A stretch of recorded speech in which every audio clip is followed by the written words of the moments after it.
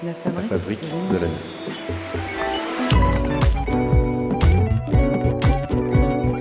Je découpe les journaux pour bien me souvenir des événements.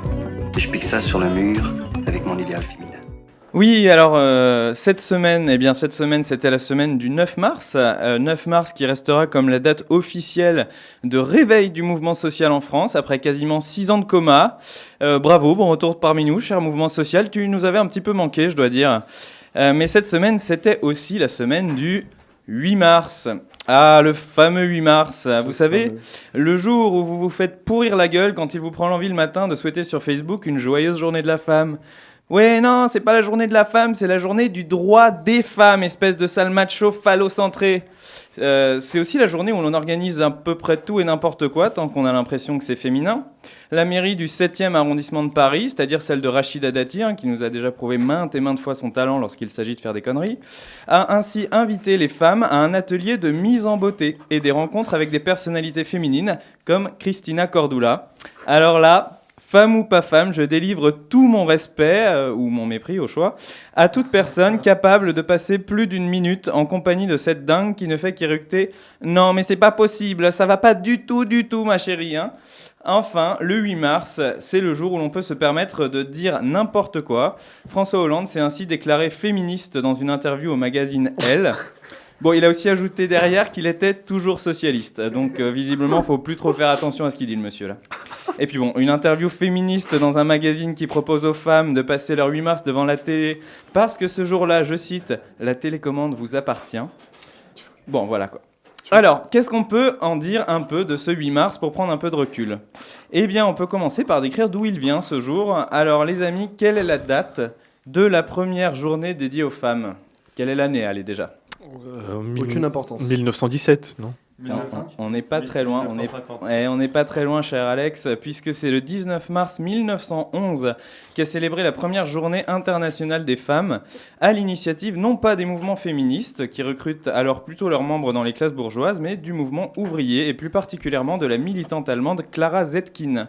Le but est en effet de célébrer cette journée, ouvrez les guillemets, en accord avec les organisations politiques et syndicales du prolétariat doté de la conscience de classe. Quand on voit les opérations commerciales déclenchées aujourd'hui par les supermarchés pour que les femmes achètent leurs tampons à moins 20% le 8 mars, on se dit qu'un petit bout de chemin a été parcouru quand même. Ensuite, cette journée subit les déchirements du mouvement socialiste lié à la Première Guerre mondiale, mais elle renaît dans la Russie soviétique. Et là, tu as raison, Alex, le 8 mars 1917, des manifestations d'ouvrières pour le pain, la paix et le retour des maris partis au front entraînent la solidarisation de leurs collègues ouvriers. Les troubles s'accompagnent de grèves, puis d'émeutes, et enfin, c'est la révolution qui chasse le tsar du pouvoir. Les femmes obtiennent le droit de vote, et Alexandra Kollontai devient la première femme de l'histoire contemporaine à faire partie d'un gouvernement. À partir de 1921, le 8 mars est alors fêté dans l'ensemble des pays communistes comme la Journée internationale des femmes. Ce n'est qu'en 1977 que les Nations Unies décident à leur tour de fêter le 8 mars, avec des termes un peu fluctuants en fonction des langues, journée de la femme, journée des femmes, ou de manière plus complète, journée des Nations Unies pour les droits de la femme et la paix internationale. Rien que ça. Mais mine de rien, le changement de terme est important. On met désormais en avant non pas le statut ou la place des femmes dans la société, mais les droits des femmes. Le libéralisme est passé par là, qui conçoit les individus comme des atomes isolés disposant de droits abstraits sans se préoccuper des conditions qui permettent réellement à ces droits d'être exercés. Or, le fait de parler de lutte pour les droits des femmes dissout l'objectif, puisqu'on finit par ne plus vraiment savoir de quoi on parle. Y a-t-il un droit de gagner le même salaire ? Que signifie concrètement le droit de ne pas être regardé de manière lubrique dans la rue ? Le droit de ne pas être renvoyé à son sexe quand on cherche un emploi ? Mais plus grave, la vision féministe en termes de droit finit par se faire parfois l'avocate du libéralisme économique le plus acharné, non seulement en utilisant la même base philosophique, en résumé, les individus doivent pouvoir faire ce qu'ils veulent suivant leurs désirs, mais en plus en militant parfois pour le droit de tout marchandiser. Ce fut d'abord le droit des femmes d'aller se vendre sur le marché du travail, ce sera demain le droit de louer son ventre pour y faire pousser un enfant. Voilà pourquoi il me semblait important de rappeler l'origine de ce 8 mars. Car l'émancipation des femmes est indissoluble de la lutte sociale pour l'amélioration des conditions de vie de tout le monde.